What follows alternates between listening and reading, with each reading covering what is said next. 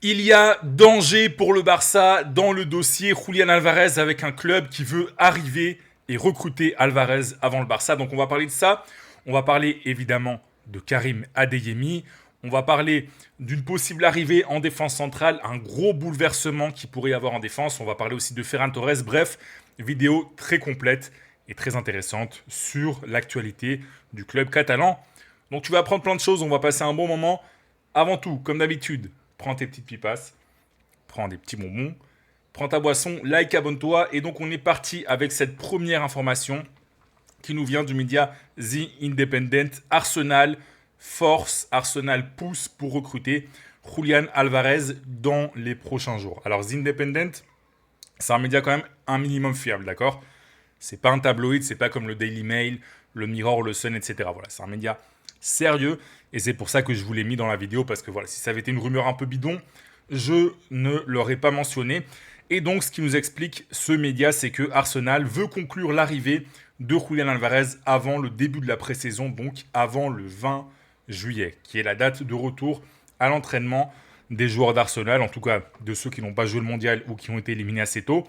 Et donc, Arsenal a l'objectif, a pour plan que Alvarez, au 20 juillet, soit un joueur d'Arsenal. Alors, évidemment, ça, c'est ce que veulent les dirigeants d'Arsenal. Est-ce que ça va se produire? On ne sait pas.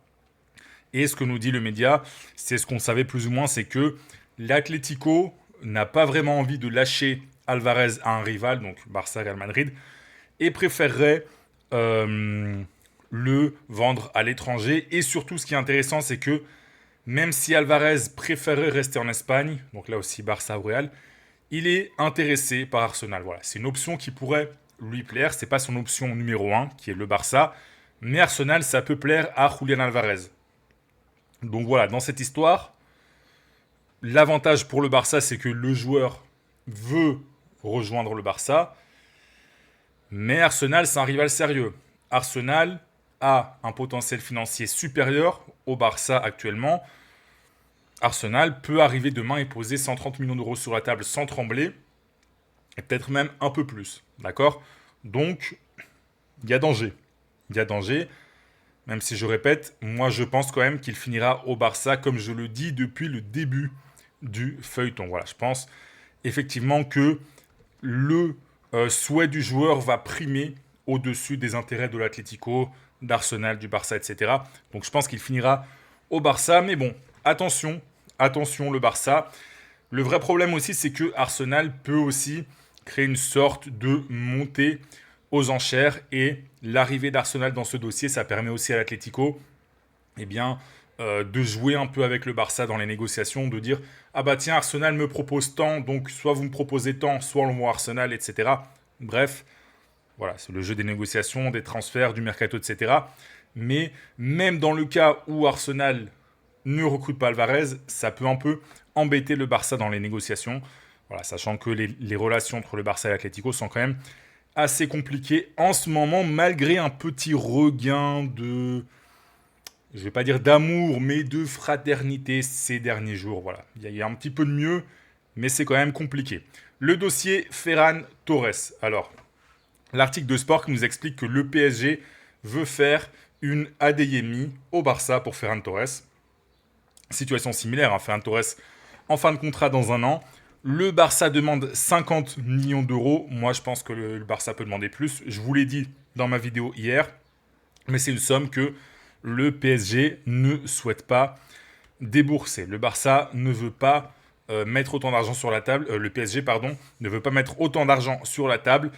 Et 40 millions d'euros, c'est plus ou moins le top qui a été fixé par le PSG pour recruter Alvarez.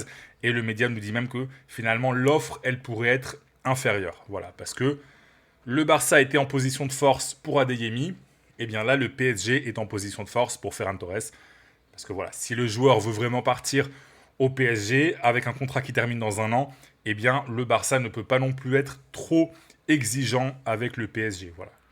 C'est soit tu le vends cet été, soit il part gratuitement. Bon, tu peux le vendre en hiver aussi, mais c'est plus rare. Donc voilà, c'est soit tu récupères, je sais pas moi, 30 millions d'euros, ce qui serait très peu, hein, mais je le dis pour que vous compreniez, soit c'est gratuit. Donc voilà, le PSG est en position de force dans ce dossier. Donc voilà, maintenant il va y avoir des négociations. Je pense quand même que ça va se jouer après la Coupe du Monde. Et ce que nous dit aussi l'article de Sport, c'est que du côté du Barça, il n'y a pas eu non plus une grosse volonté de pousser Ferran Torres à prolonger. Voilà. Alors, on sait que Flick l'adore, mais du côté de la direction, j'ai pas l'impression que Ferran Torres soit un joueur si apprécié que ça, d'accord? Parce que sinon, tu te serais pas pointé avec un international espagnol en fin de contrat dans un an en ce moment de la saison. Ça aurait été réglé plus tôt. Je pense que si vraiment le Barça avait vraiment voulu prolonger Ferran Torres, ça aurait été réglé bien plus tôt. Donc voilà, c'est dommage. Ferran Torres va vraisemblablement partir et quitter le Barça pour une somme qui va être assez basse finalement. Voilà. Si le PSG ne veut pas lâcher 50 millions d'euros, bah ça va se jouer à 40 peut-être. 40, c'est pas grand-chose pour un international espagnol. Sachant qu'il sort quand même une saison assez intéressante sur le plan statistique. Il a la Coupe du Monde. Il fait des entrées en jeu qui sont plutôt correctes. Voilà, c'est pas exceptionnel, mais c'est correct. Donc voilà, c'est quand même peu d'argent. Donc voilà, un peu mal géré de la part du Barça ce dossier si finalement il signe au PSG. Il y a aussi l'Atlético qui est dessus. Voilà. Alors, est-ce que Ferran Torres peut être utilisé comme monnaie d'échange dans l'opération Julián Alvarez? On en avait parlé. Mais ce qui est sûr, c'est que les deux clubs vont continuer de discuter pour Julián Alvarez. Et le nom de Ferran Torres va être mentionné. Mais attention, ce que nous dit Radio Marca, c'est qu'il y a encore une possibilité que Ferran Torres reste au Barça. Voilà. Ce n'est pas totalement acté qu'il va partir. Et voilà, on sait que c'est un joueur qui est très apprécié dans le vestiaire, qui est plutôt bien à Barcelone. Mais bon, le PSG est quand même double champion d'Europe en titre. Le PSG propose des salaires qui sont intéressants. Il y a Luis Enrique qui l'apprécie beaucoup.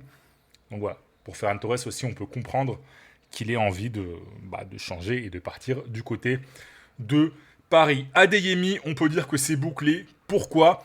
Eh bien, parce que le Borussia Dortmund ne l'a pas convoqué à la reprise de l'entraînement aujourd'hui. Voilà, les joueurs de Dortmund devaient passer des tests physiques et le Borussia Dortmund a fait un communiqué pour expliquer que Karim Adeyemi, n'avait pas été convoqué pour ces tests parce qu'il discute avec un club.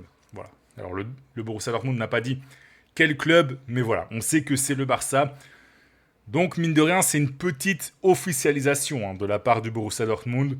Donc voilà, ça va se régler dans les prochains jours. Donc voilà, activez les notifications sur le site du Barça, sur leur compte. Le communiqué officiel du Barça pour Adeyemi devrait tomber assez rapidement. Donc 22 millions d'euros fixes et 7 millions d'euros en bonus pour rappel. Et le Borussia Dortmund aura 20% sur une future vente. C'est-à-dire que si le joueur est vendu 100 millions d'euros, eh bien le Borussia Dortmund touchera 20 millions d'euros. Voilà, bon après, ce qui sera vendu 100 millions d'euros, ce serait bon signe pour le Barça. Ça veut dire qu'il a été très performant. Je ne sais pas. On verra bien. On verra bien. Information très intéressante. Alors, je vous ai mis l'article de Sport, mais ça vient du compte Actualité Barça. Donc voilà, c'est un compte que vous connaissez sûrement si vous êtes fan du Barça, qui sort pas mal d'informations, qui s'avère être fiable et confirmé dans beaucoup de cas. Eh bien, on apprend que Deco s'est récemment réuni avec les agents de Castello Luqueba, défenseur central de Leipzig, et de Cristian Romero, le défenseur de Tottenham, argentin, que vous connaissez tous. Alors, est-ce que ça veut dire que le Barça a complètement changé d'avis ? Vous savez que Flick, il n'est pas très chaud pour recruter un défenseur. Il considère que l'amélioration en défense, elle doit se faire premièrement via une amélioration au niveau du pressing, de l'intensité, de la ligne haute, plutôt que via l'arrivée de nouveaux défenseurs. Mais avec cette information, la porte elle est ouverte, notamment en cas de départ. Voilà, vous savez que Koundé est convoité. On a parlé du Bayern dans la vidéo d'hier.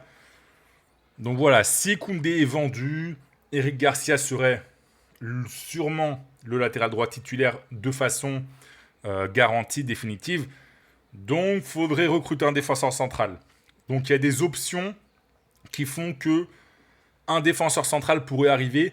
Et ces deux profils que sont Romero, qui est un joueur que moi j'aime beaucoup, et Luqueba, que je connais un peu moins, sont les options préférées du Barça. Voilà, je répète, la tendance, elle n'est pas à ce qu'un nouveau joueur débarque en défense, mais la porte, elle s'est un peu entrouverte, on va dire. Voilà.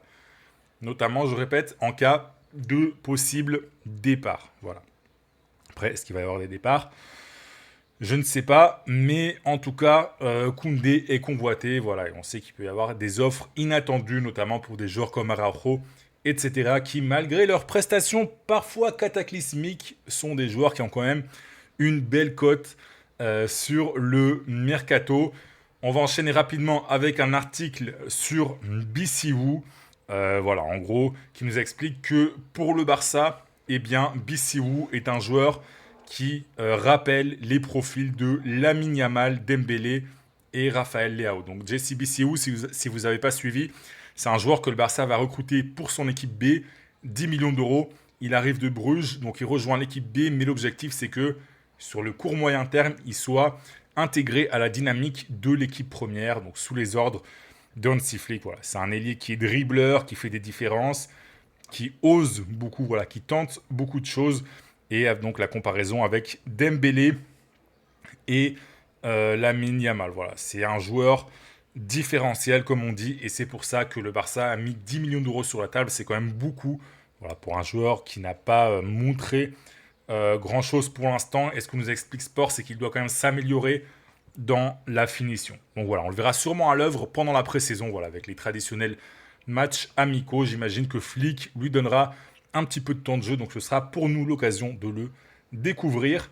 Et on termine avec Bardji, voilà. Bardji, c'est dommage. J'aurais aimé le voir plus souvent au Barça. Je pense que c'est un joueur qui peut apporter. Mais voilà, avec Adeyemi, là, c'est évident qu'il doit partir. Et il a beaucoup d'offres sur la table. Donc voilà, on a une petite liste. Voilà, Sunderland, Leeds, Brighton, Fulham, Aston Villa, la Juventus, Ajax, l'OM, Porto, des clubs de Liga, etc. Et le but du Barça, c'est de faire une vente. Voilà, de le vendre de façon définitive, sûrement avec soit une option de rachat, soit un pourcentage des droits qui seront gardés. Voilà, c'est dommage, mais en même temps, je pense que pour le joueur, c'est la meilleure option parce que voilà, là, cette saison-là, ça allait vraiment être compliqué avec l'arrivée d'Adeyemi. Donc voilà, écoutez, Bardji va devoir se relancer ailleurs et on espère que ça se passera bien pour lui. Donc voilà, c'est fini pour cette vidéo. Si tu es fan du Barça, ce que tu dois retenir, c'est que Arsenal fonce sur Alvarez. Ferran Torres, le PSG veut pas faire des folies. Voilà, le PSG tente de négocier au rabais. Et Adeyemi, tu peux considérer ça comme officiel pratiquement. Voilà, ça ne l'est pas encore, mais c'est tout comme. Donc voilà, like la vidéo, abonne-toi, active la cloche des notifications, c'est très important. Et reste branché pour de nouvelles vidéos. On va envoyer du lourd dans les prochains jours.